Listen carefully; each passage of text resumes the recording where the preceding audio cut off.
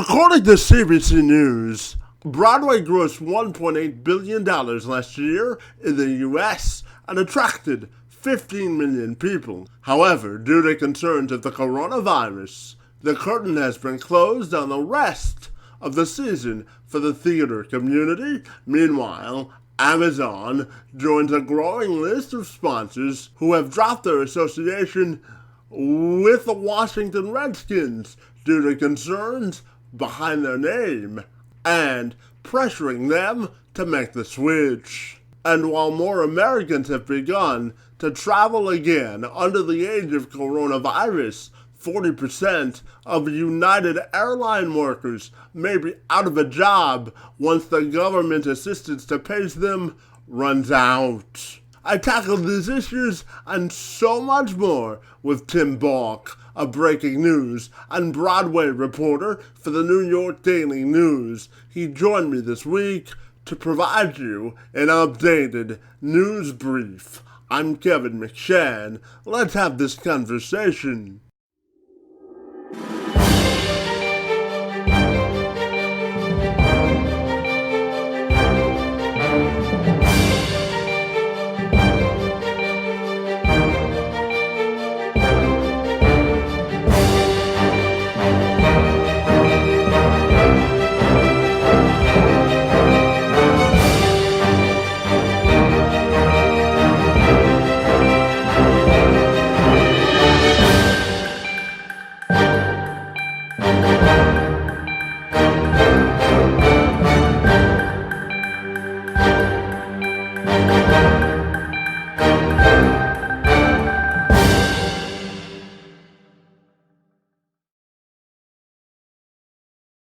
So, Tim, if you're ready, we'll get started and we'll welcome you to the show. And we're excited to talk a little bit of Broadway and some other breaking news headlines with you this morning. Thanks so much for being here.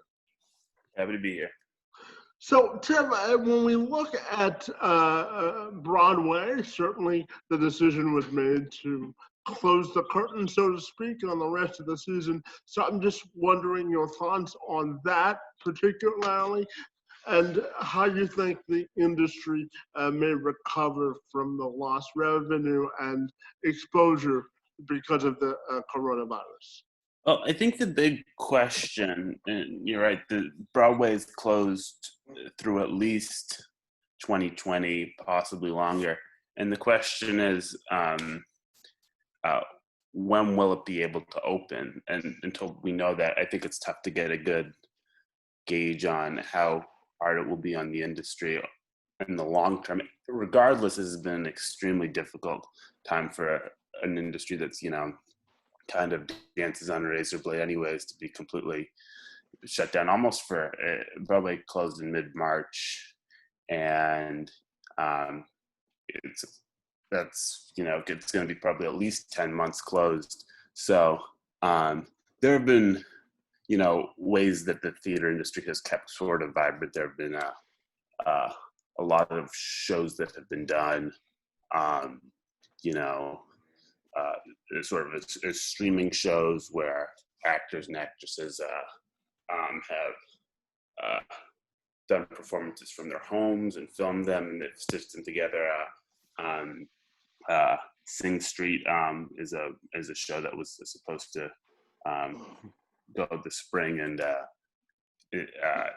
their opening was canceled. They did a digital opening, but those sort of things are good for Broadway fans, but they don't bring home bacon for actors and actresses. So it's an extremely anxious time, I think, for people in the industry, and we've seen big shows too. The Frozen was dropped for good by Disney, which is a big Disney attraction. So it's tough to say for certain what the end result will be, but it's a challenging, extremely challenging time for the theater industry. Yeah, so when they do come back, what do you think is one of the advantages or opportunities that they may have to attract new people that may not necessarily be into Broadway? And do you think there's an opportunity to do that? Well, I looking at the most glass half full possible way. I think one of the problems for the industry is that um, people that go to see Broadway shows tend to be older, and especially in the city, that you have the whole tourist industry, and that's more mixed. But people who go to shows in the city tend to be older. Those people aren't necessarily the ones that are wanting to rush back, reopen things, and there's also the fact that compacted with the fact that shows are in these really tight quarters and tight settings is one of the things that makes it think people think, oh, this could be a really long time before uh, we can do this again. But maybe on the flip side of that, when it does reopen, the only audience could be maybe younger people that are interested in getting into it. But I don't really know. And we'll also see, the other challenge to that is ticket prices are very expensive. And I don't know what the economics of putting on shows will look like at half empty capacity, perhaps, come the winter, spring. But maybe I think the hope that some people have is that Broadway will be able to open up in the spring. And maybe that will, sort of bring like a spring break type crowd into the fold when it reopens and give it some energy. But it's all very tough to say at the moment. And what do you miss most about covering Broadway, if anything at all? Well, I miss, uh, you know, just going out and being groups of people. I think watching and I have not seen the streaming Hamilton Disney Plus yet, but I think part of that for me is I like to be at shows. I don't sitting on my couch doesn't have to give me the same buzz, so I miss that. But I miss there's a lot to miss right now, isn't there, Kevin? There certainly is. Sports, Broadway, and everything in between, that's for sure. My next question for you has to do with, I know you recently covered United may have to lay off 40% of their workers once the government assistance to pay them runs out. So I'm just wondering if you can provide some perspective on that issue and whether you think that the travel industry will suffer as a whole. I think the travel industry has got to be hoping for a lot of federal assistance right now because there's no travel, there's no revenue coming in. United said that its scheduled capacity for flights for this month is 75% down from last year. Airlines, don't have the margins to, lose all of their customers, and it's been like that for a long time with travel stopped up. So I think that every airline is going to probably engage in big cuts, and we might see some airlines, that don't make it through this. The one thing is that they have going for them is, it is a essential industry. It's, some of the other travel industries like cruise lines, which have been, rearing to get back, get their voyages going again. They're not as important to, keeping the economy running.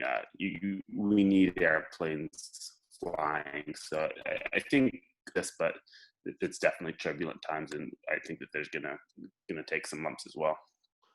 And when we look at the Washington Redskins, certainly there's been sort of a groundswell for them to change their names, and major sponsors like Amazon have pulled their sponsorships, and I know you recently reported on that. So I'm just curious to get your thoughts on the whole debate on whether the Redskins need to change their name, and in general, in terms of sports teams like the Indians needing to be sensitive to the moment that we're living in. Mm-hmm. Yeah, I mean, it feels to me, and there have been these moments in the past, but it feels to me like this might be the end of the road for Washington. FedEx this morning actually, the Washington Post reported that FedEx sent Washington a letter saying that they're going to remove the signs from the stadium after this season. I don't know if there'll be a season this year, but after this season, if they don't change the name, I think that the business pressure on Washington is getting extremely overwhelming. And if they don't change the name, it's going to be huge financial costs for them. So it's looking more and more like it might be a new mascot for Washington. As for other teams, I think it's less clear. Cleveland has long been controversial. Their Chief Wahoo logo has long been controversial. There's a lot of pressure. But I think this might be something where it happens, one team at a time. I think the spotlight is really on Washington. I don't know, what will happen with Cleveland or in Chicago Blackhawks hockey team. But it would be extremely difficult for Washington to go on right now. I don't just can't see it them sticking with their name through this.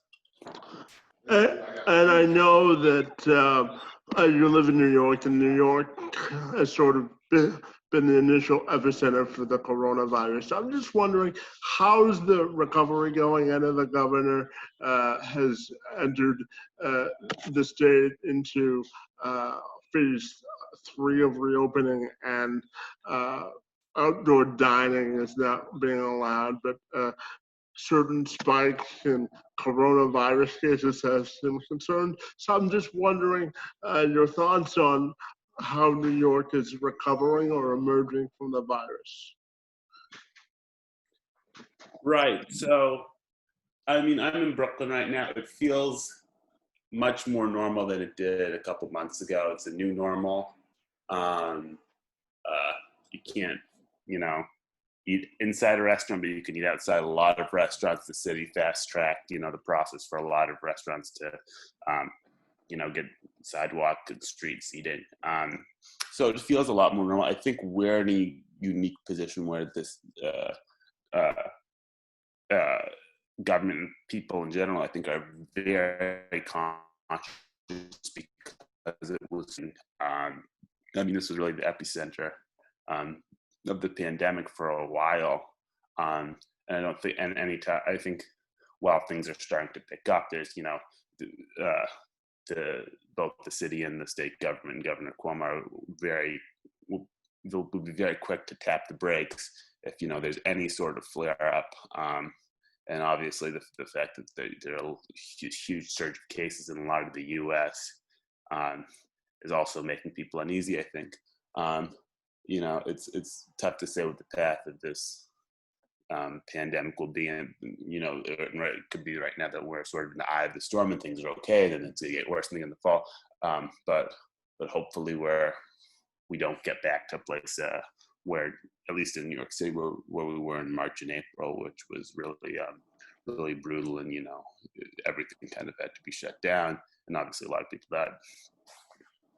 I also posed the question to Balk whether he was personally concerned with outside travelers coming into New York as the state begins the reemergence from the other side of the virus.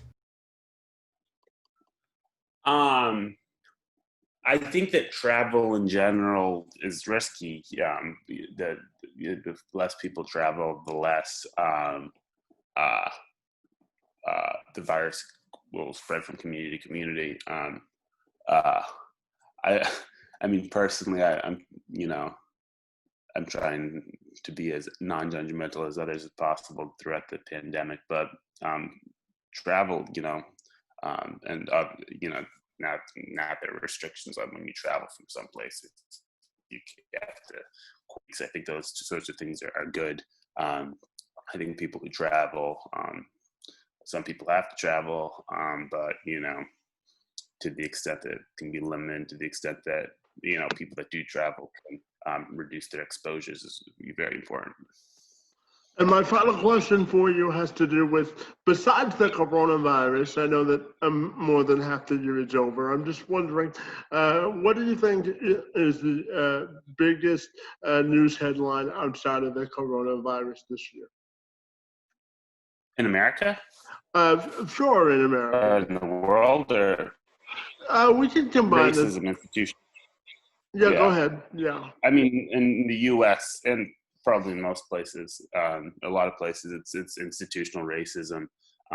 We've had this huge protest movement, which again, New York City has sort of been one of the centers of after the killing of George Floyd.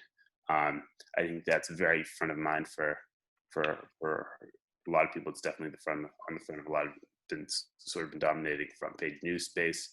Protests against racism, protests against racism in policing, and now we're seeing some institutional changes within police departments. So that's some pretty extraordinary stories. Kind of precipitated this. The Ahmaud Arbery killing was a shocking story. And even in that case, you see these very conservative public figures coming out saying they were horrified. So we'll see where it goes.